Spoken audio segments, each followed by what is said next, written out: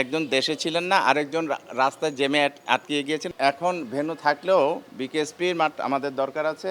৫ই আগস্টের পরে যারা ছিল তারা কি কার্যক্রম করেছে, কি কাজ করেছে, কোথাও কোনো ল্যাকিংস আছে নাকি সেগুলি আমরা খতিয়ে দেখবেন। সে তো অবশ্যই আমরা ভালো উইকেট চাই, যে উইকেটে অনেক রান হবে, ঠিক আছে। তো নিউজিল্যান্ডের সাথে যেহেতু খেলা, আমরা অবশ্যই আমাদের যেহেতু হোম গ্রাউন্ড, আমরা যে হোমে তো খেলা হলে বুঝিনি আমাদের খেলোয়াড়দের বা আমাদের কিছু চাহিদা থাকে বা কিভাবে কি হবে না হবে। তবে আমি এ বিষয়ে আপনি সুনিশ্চিতভাবে কিছু বলছি না এখন, কারণ এগুলি বলার জিনিস না। তবে আমরা চাই একটা সুন্দর উইকেট হবে, যে উইকেটে নিউজিল্যান্ডের প্লেয়াররাও খেলে স্বাচ্ছন্দ্য ফিল করবে, আমার বাংলাদেশের ছেলেরা তো আছেই।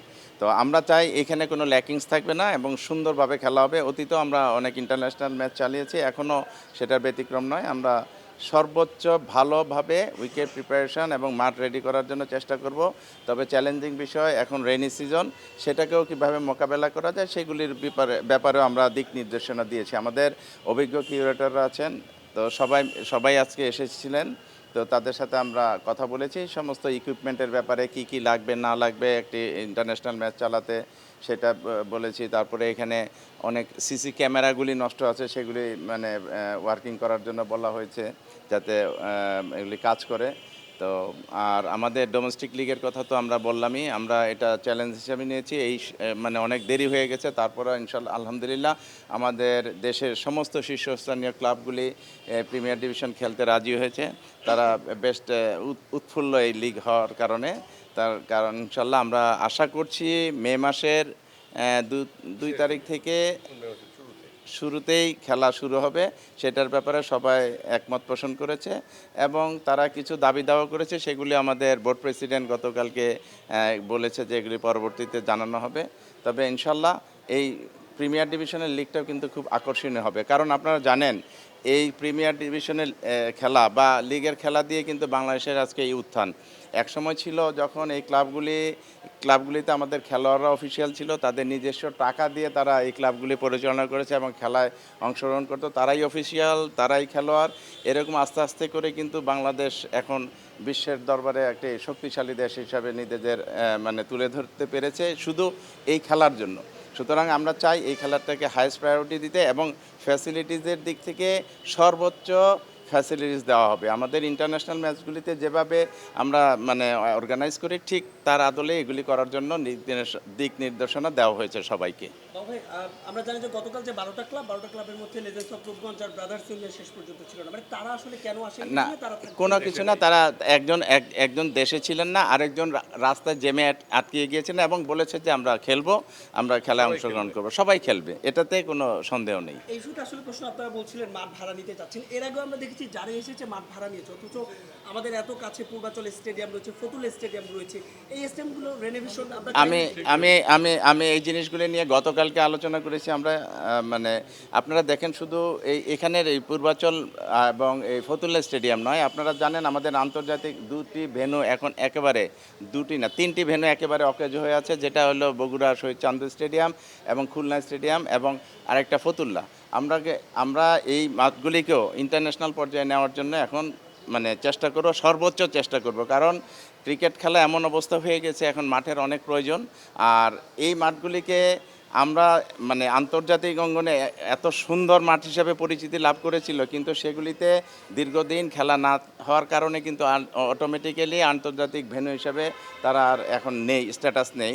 আমরা এগুলিকে আবার আন্তর্জাতিক ভেন্যুতে রূপান্তর করার জন্য শীঘ্রই মানে জরুরি পদক্ষেপ গ্রহণ করবো ইনশাল্লাহ।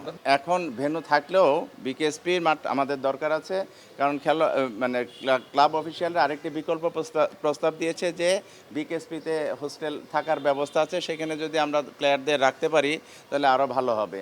আমরা ইনশাল্লাহ খাবারের ব্যবস্থা, এখন ক্রিকেট বোর্ডই কিন্তু খাবার লাঞ্চের ব্যবস্থা করবে, আপনারা জানেন এটা। সব ক্লাব খুব খুশি হয়েছে, তারা মানে এটাকে অ্যাপ্রিসিয়েট করেছে।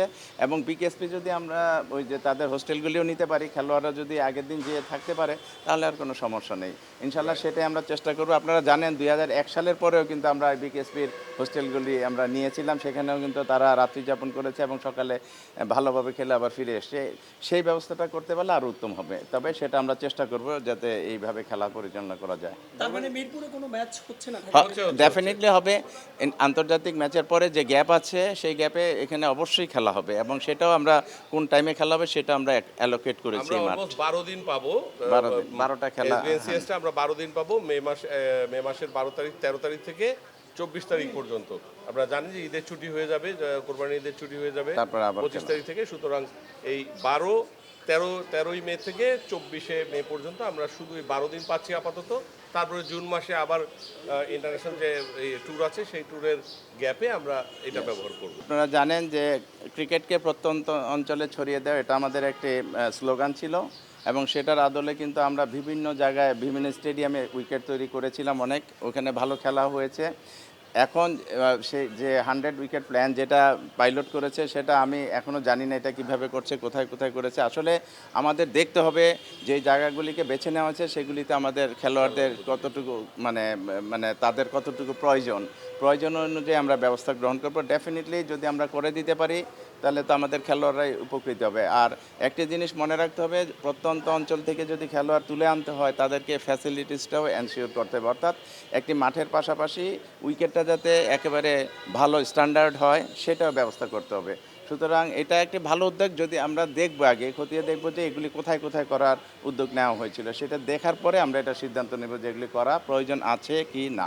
আমি একটি কথা বলি, এটা আমরাও দেখেছি, এটা অবশ্যই এটা নিয়ে আমরা পরবর্তীতে আমরা এটা কথা বলবো এবং আসলে কি ঘটনা ঘটেছিল সেই সত্য উদ্ঘাটনের চেষ্টা করবো ইনশাল্লাহ। ডেফিনেটলি খালি এটা নয়, অন্যান্য জিনিসও যদি আরও অনেক কিছু থাকে, আরও আমি বিশেষ করে 5ই আগস্টের পরে গ্রাউন্ডসগুলিতে কি হয়েছে, ভেন্যুগুলিতে কি হয়েছে সবগুলি আমরা খতিয়ে দেখব। তাছাড়া আগের গত 15-16 বছর যে ঘটনাগুলি ঘটেছে ইতিমধ্যে আমরা দুদকের মাধ্যমে কিছু কিছু তথ্য পেয়েছি, সেটা আমরা পেয়েছি অলরেডি হাতে, আমরা হাতে পাইনি বাট আমরা রিপোর্টে দেখেছি। আর 5ই আগস্টের পরে যারা ছিল তারা কি কি কার্যক্রম করেছে, কি কি কাজ করেছে, কোথাও কোনো ল্যাকিংস আছে নাকি সেগুলি আমরা খতিয়ে দেখব ইনশাল্লাহ। ডেফিনেটলি ভাই, যুব ক্রীড়া প্রতিমন্ত্রী সংসদে বলেছিল যে বিগত রেজিমে যে বিভিন্ন দুর্নীতি হয়েছে তারা সেটার এগেনস্টে বিভিন্ন ব্যবস্থা নেবে। আমরা জানি যে বিসিবিরও নানা দুর্নীতি নানা সময় মিডিয়াতে এসেছে, আপনাদের বোর্ড সেই বিষয়গুলো আসলে ফাইন্ডিং করবে কিনা?